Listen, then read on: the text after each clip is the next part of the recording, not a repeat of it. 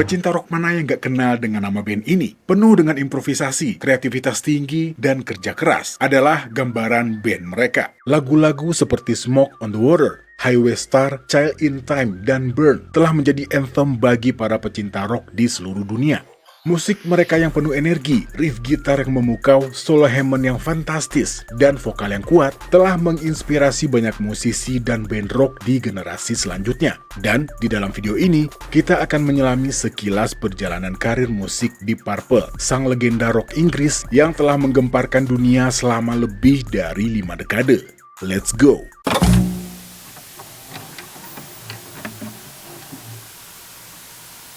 Assalamualaikum, halo teman-teman, selamat datang kembali di channel saya.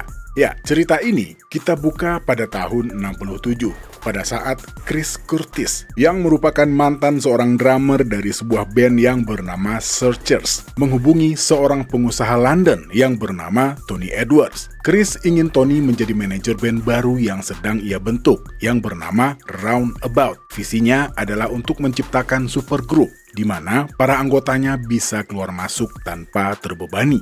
Dan karena tertarik dengan ide ini, Tony pun setuju untuk mendanai kegiatan tersebut dan mengajak dua rekan bisnisnya yang bernama John Caleta dan Ron Hyer.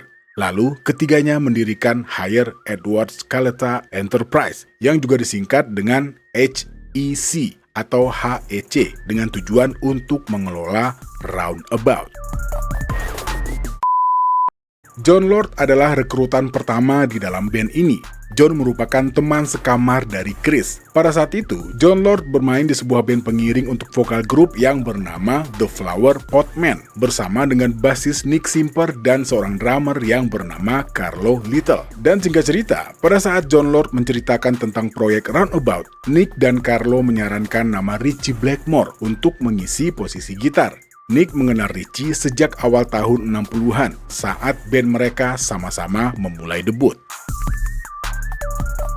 Dan segera setelahnya, Ritchie yang saat itu berada di Hamburg dibujuk datang ke London untuk mengikuti audisi di band baru ini. Di satu sisi, pada saat itu Ritchie Blackmore dikenal sebagai gitaris studio yang handal, yang sebelumnya juga pernah bermain dengan beberapa band seperti Outlaws, Screaming Lord Sutch, dan Neil Christian. Tapi sayangnya, Chris Curtis tiba-tiba kehilangan minat pada proyek ini, yang disinyalir hal ini berkaitan dengan kebiasaannya menggunakan LSD, yang mengakibatkan HEC mengeluarkannya dari Roundabout. Tapi karena HEC masih tertarik dengan Jon Lord dan Ritchie Blackmore, mereka pun memulai pencarian anggota tambahan dengan Tony Edwards yang tetap menjadi manajer mereka. Singkat cerita, Jon Lord berhasil mengajak Nick Simper bergabung sebagai pemain bass. Tapi sepertinya Carlo gagal bergabung karena Ritchie lebih memilih Bobby Woodman sebagai drummer yang dulunya juga sempat bermain bersama Vince Taylor and his Playboys.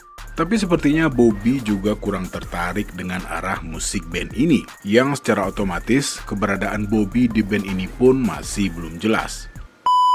Beberapa personil telah mulai berkumpul sekarang. Menurut Nick, tak hanya 3 atau 5 orang yang telah mengikuti audisi dalam pencarian vokalis ini. Telah lusinan penyanyi yang sudah mengikuti audisi untuk menjadi vokalis di Purple dan bahkan terdapat nama Rod Stewart di dalamnya. Dan akhirnya, mereka mendengar dan melihat penampilan seorang vokalis dari band The Maze yang bernama Rod Evans. Dan kebetulan lagi, di sana juga ada seorang drummer muda yang pada saat itu masih berusia 18 tahun yang bernama Ian Pace. Ritchie mengaku sempat melihat penampilan Ian dan sangat kagum dengan permainan drum anak muda ini. Dan akhirnya, tanpa membuang waktu lagi, mereka mengatur jadwal audisi untuk Rod dan Ian. Dan setelahnya, Deep Purple telah menetapkan kalau Rod Evans sebagai vokalis mereka pada saat itu dengan Ian Pace sebagai drummer.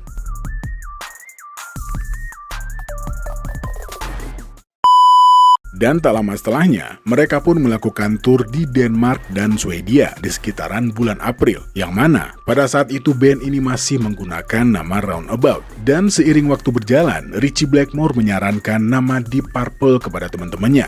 Nama ini diambil dari sebuah judul lagu dari seorang penyanyi yang bernama Peter DeRose. yang katanya Richie tahu lagu ini dari neneknya. Dan setelah menuliskan nama ini di papan tulis, para personil lain pun akhirnya setuju untuk menggunakan nama Deep Purple sebagai nama band mereka setelah mempertimbangkan nama Concrete God untuk mereka gunakan.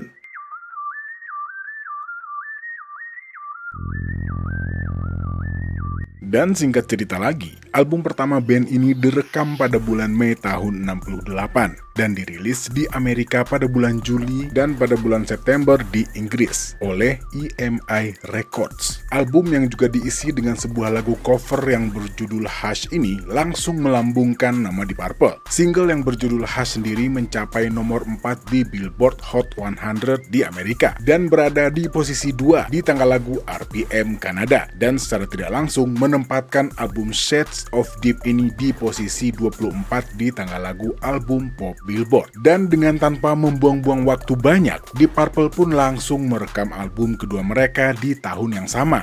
Tapi sayangnya, album yang berjudul The Book of Tell Saint ini kurang mendapatkan tempat di tanggal lagu. Ya, entah memang proses perekamannya terlalu terburu-buru atau memang kurangnya persiapan dari label. Promonya jadinya ala kadarnya.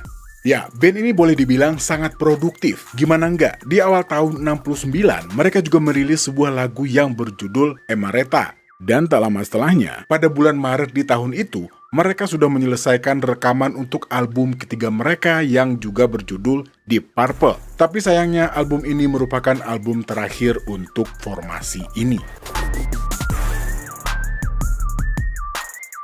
Di tempat lain, label rekaman mereka yang berada di Amerika Utara yang bernama Tetragrammaton juga terancam gulung tikar.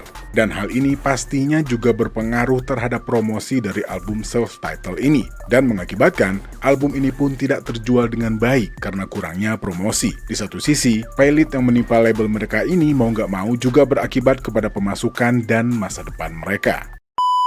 Selama tur di tahun 69, secara diam-diam, Jon Lord, Ritchie Blackmore, dan Ian Paice mulai mendiskusikan kemungkinan arah musik band ke depannya. Dan mereka sepakat untuk mengembangkan sisi rock yang lebih berat dan lebih kental. Dan hal ini berimbas kepada pemecatan Rod Evans dan Nick Simper.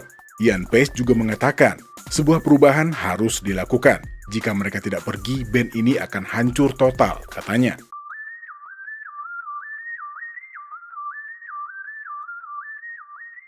Selanjutnya, sepeninggal Rod Evans dan Nick Simper, mau nggak mau pencarian personil baru pun dimulai. Walaupun sempat mengajak seorang vokalis yang bernama Terry Reid, tapi sayangnya tawaran ini ditolak karena pada saat itu Terry sedang sibuk dengan karir solonya. Dan pencarian Ritchie Blackmore terhenti pada sosok vokalis yang saat itu sedang bermain dengan sebuah band yang bernama Episode 6 yang sempat merilis beberapa single di Inggris. Di satu sisi, Ian Gillan yang saat itu masih tergabung dengan Episode 6 hanya mau ikut jika Roger Glover juga ikut serta. Singkat cerita, kepergian Ian Gillan dan Roger Glover mengakhiri karir Episode 6. Menurut Ritchie Blackmore, walaupun pada awalnya Deep Purple hanya tertarik kepada Ian Gillan, tapi mau nggak mau, Roger juga harus tetap dipertahankan atas saran Ian Paice. Ya, by the way, formasi ini juga disebut dengan formasi Mark II.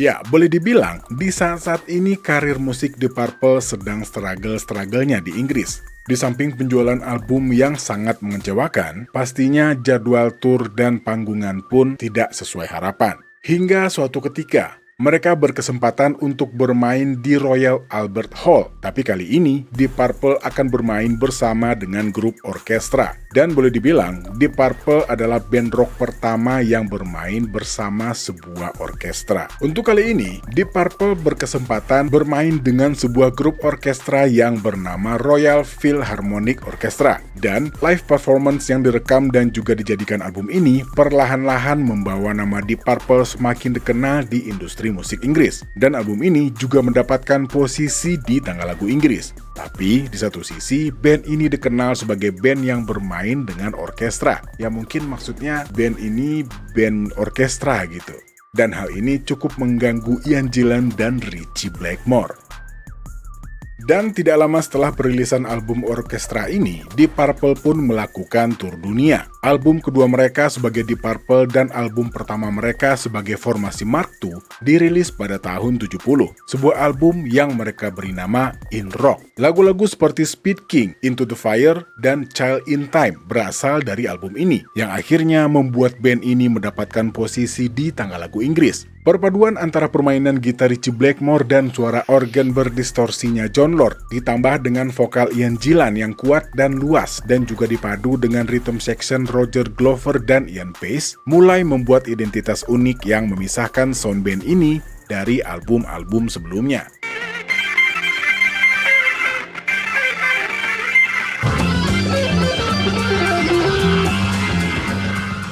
Album In Rock diterima dengan baik di Inggris dan mencapai posisi keempat di tangga lagu negara tersebut. Dan semakin lama, nama Deep Purple semakin dikenal. Mereka sangat digandrungi pada saat itu, yang juga ditunjang dengan penampilan live mereka yang sangat memukau. Dengan perpaduan permainan antara Ritchie Blackmore dan Jon Lord yang memberikan pertunjukan yang luar biasa, dan ditunjang dengan jadwal live mereka yang cukup padat, membuat nama Deep Purple semakin akrab di telinga para penikmat musik Inggris. Jon Lord juga mengatakan, "Kami mengambil dari jazz, kami mengambil dari rock and roll kuno, kami mengambil dari musik klasik. Ritchie dan saya sendiri sering bertukar lelucon dan serangan musik. Dia akan memainkan sesuatu, dan saya harus melihat apakah saya bisa menandinginya. Hal ini memberikan rasa humor, rasa tegang pada band, rasa apa yang akan terjadi selanjutnya. Penonton tidak tahu, dan 9 dari 10 kali kami juga tidak tahu," katanya.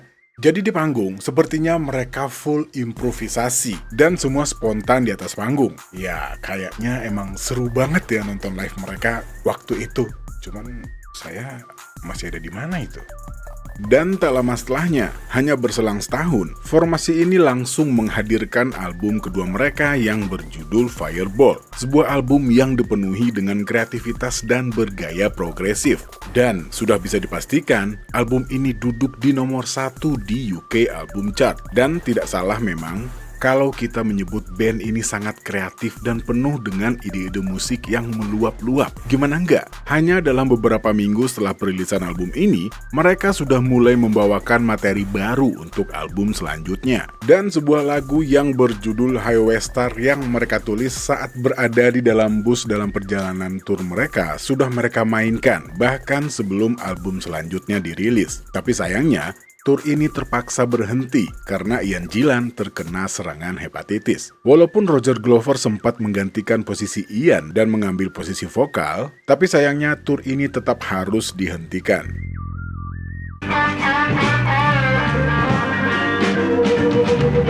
Terdapat sebuah cerita tentang bagaimana lagu Smoke on the Water dibikin. Pada awal Desember tahun 71, band ini pergi ke Swiss untuk merekam album selanjutnya. Album ini rencananya akan direkam di Montreux Casino menggunakan peralatan Rolling Stone Mobile Studio. Tapi sebuah insiden terjadi saat konser Frank Zappa and the Mothers of Invention yang disebabkan oleh seorang pria yang menembakkan pistol suar ke langit-langit yang mengakibatkan kasino ini hangus terbakar.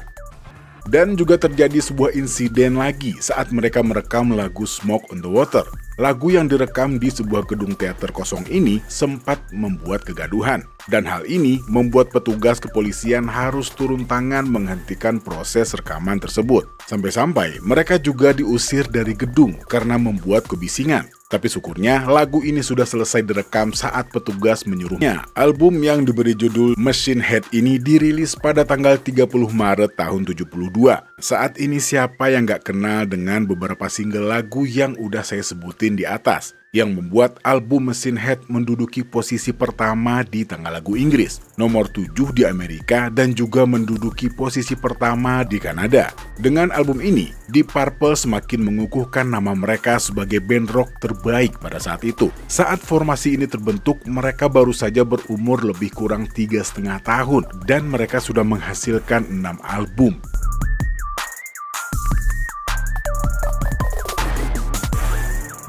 Dan setelah perilisan album ini, Deep Purple pun memulai kegiatan tur mereka. Dan kali ini gak hanya Amerika dan Eropa, mereka juga mengunjungi Jepang. Dan pada saat tur di Jepang, mereka juga merekam album live ganda yang juga menjadi hits di beberapa negara. Dan menjadi album rock paling populer dan terlaris.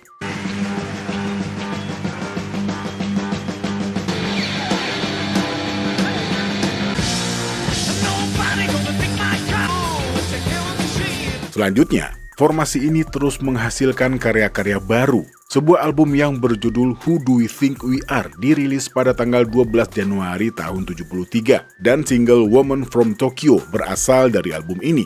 Tapi, seiring dengan semakin naiknya karir mereka, permasalahan internal pun tak bisa dihindarkan. Di tengah sibuknya jadwal tur dan tekanan yang juga mereka dapatkan dari pihak label, membuat percikan-pertikaian mulai terjadi. Dan Ian Gillan sempat mengatakan dalam sebuah wawancara tahun 84 bahwa band ini didesak oleh manajemen untuk menyelesaikan album Who Do We Think We Are tepat waktu dan melakukan tur, meskipun mereka sangat membutuhkan waktu istirahat. Dan ketegangan yang terus meningkat ini, terutama antara Ian Gillan dengan Ritchie Blackmore, pada akhirnya membuat Ian mengambil keputusan untuk meninggalkan Deep Purple pada saat itu. Sementara di tempat lain, Ritchie Blackmore juga memaksa untuk mengeluarkan Roger Glover.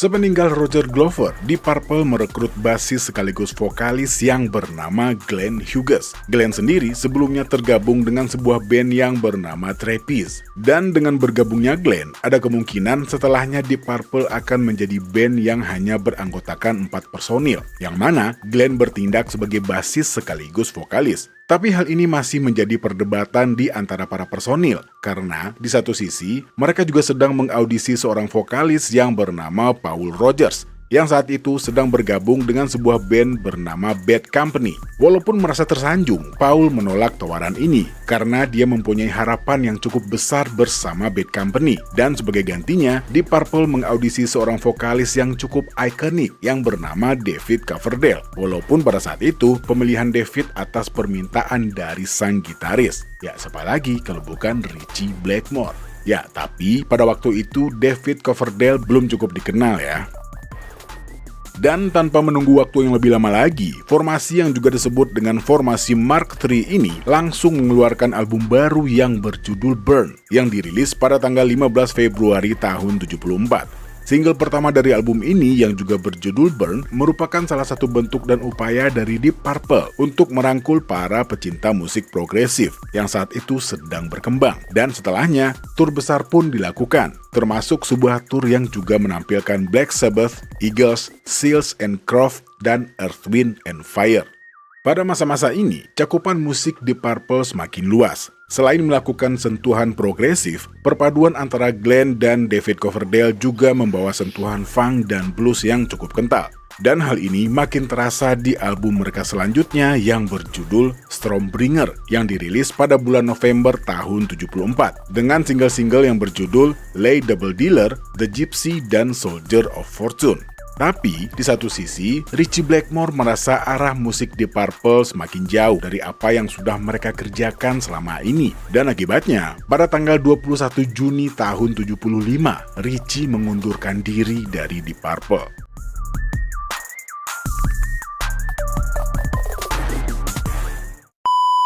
Sepeninggal Ritchie Blackmore, Deep Purple seakan-akan tidak akan mampu untuk melanjutkan kiprah mereka di dunia musik. Walaupun sempat ada wacana untuk membubarkan diri, tapi perjalanan musik yang sudah mereka lewati selama lebih dari 10 tahun membuat mereka berpikir untuk terus melanjutkan karir mereka bersama gitaris pengganti. Dan audisi untuk mencari gitaris baru pun mulai diadakan. Beberapa gitaris ternama juga ikut serta dalam audisi tersebut. Namun akhirnya, pilihan mereka jatuh kepada seorang gitaris asal Amerika yang bernama Tommy Bolin. Ya, sempat ada dua berita tentang ikutnya Tommy Bolin untuk audisi di Deep Purple. David menginformasikan kalau audisi Tommy merupakan permintaan darinya. Tapi di tempat lain, Tommy mengatakan kalau dia diminta oleh Ritchie Blackmore untuk ikut audisi sebagai gitaris Deep Purple. Yang mana nih yang benar? Ya, tapi ya oke lah, kita lanjut dulu.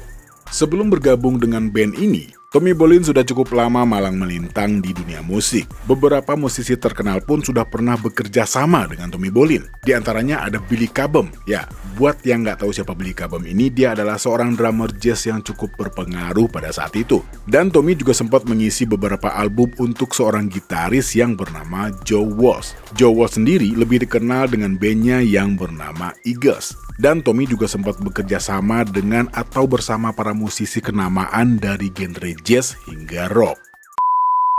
Singkat cerita, formasi yang juga disebut dengan Mark IV ini menelurkan album yang berjudul Come Test the Band yang dirilis pada bulan Oktober tahun 75.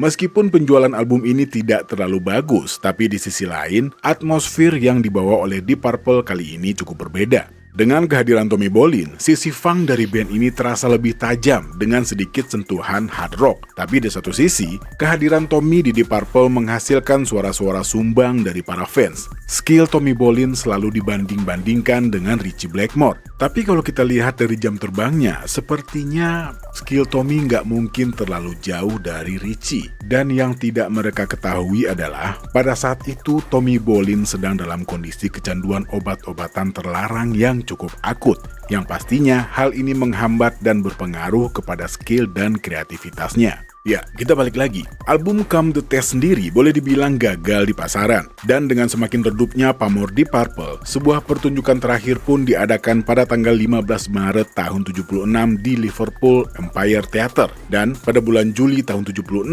sang manajer Rob Kuczki menyatakan kalau band ini telah tamat. Dia mengatakan, band ini tidak akan merekam atau tampil bersama sebagai Deep Purple lagi.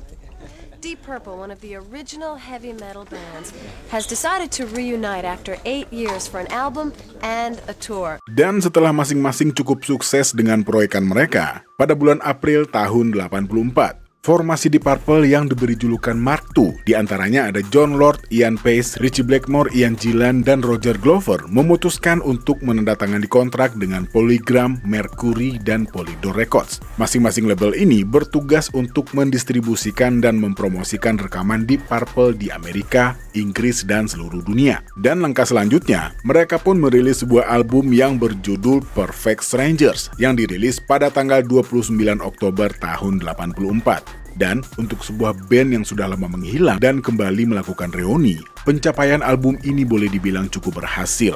Album ini menduduki urutan di nomor 5 di UK Album Chart dan nomor 12 di Billboard 200 di Amerika Serikat. Dan beberapa single untuk album ini termasuk lagu Knocking at Your Back Door dan Perfect Strangers.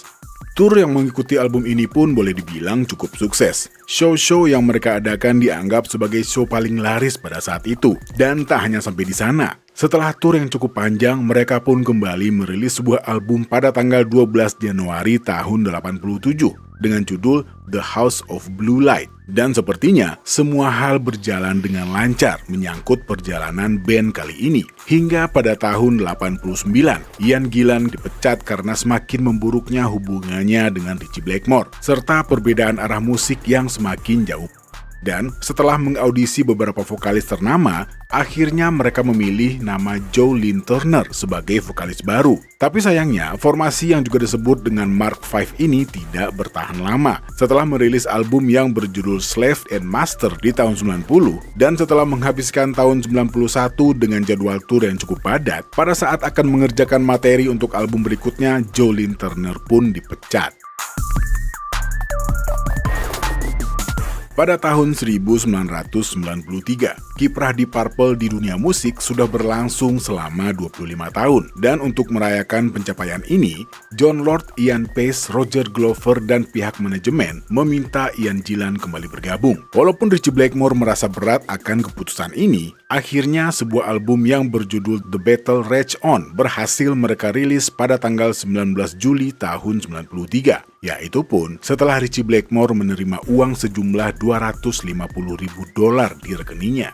Walaupun Ritchie Blackmore masih tidak terima dengan keputusan ini, tapi tur yang sudah dijadwalkan pun mau nggak mau harus dijalankan.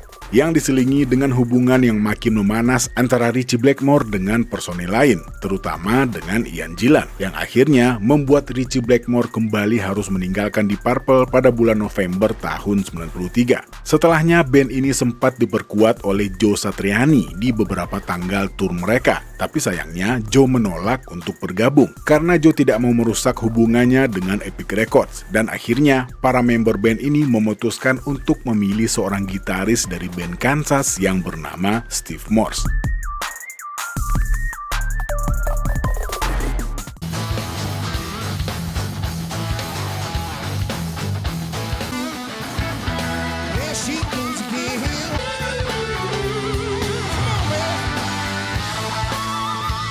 Kehadiran Steve Morse kembali menghidupkan semangat dari band ini. Bersama Steve, Deep Purple telah merilis sekitar 8 album studio, dan Steve Morse boleh dikatakan gitaris terlama yang pernah ada di band ini. Perjalanan mereka dengan Steve Morse diwarnai dengan pengunduran diri secara damai sang pemain keyboard, Jon Lord, di tahun 2002. Posisi Jon digantikan oleh Don Airey. Dan setelahnya Jon Lord terus berkarir. Setelah didiagnosa menderita kanker pankreas di tahun 2011, akhirnya Jon Lord menghembuskan nafas terakhirnya pada tanggal 16 Juli tahun 2012 di London.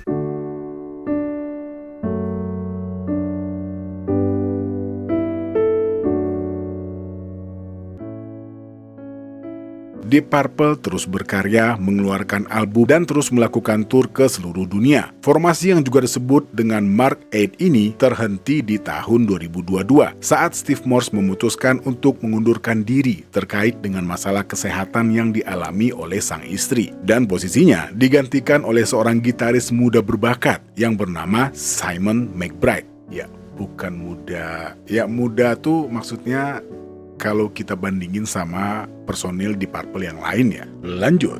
Formasi terbaru ini yang juga disebut dengan Mark 9 juga telah mengeluarkan album terbaru mereka yang diberi judul Equal One. Ya, baru-baru ini ya, di sekitaran bulan Juli kalau nggak salah.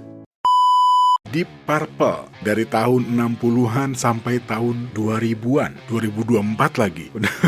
Dari tahun 2000 ke 2024 aja udah 24 tahun tuh, gila, gokil, bener-bener gila. Bener-bener apa ya? Ya nggak bisa ngomong banyak deh.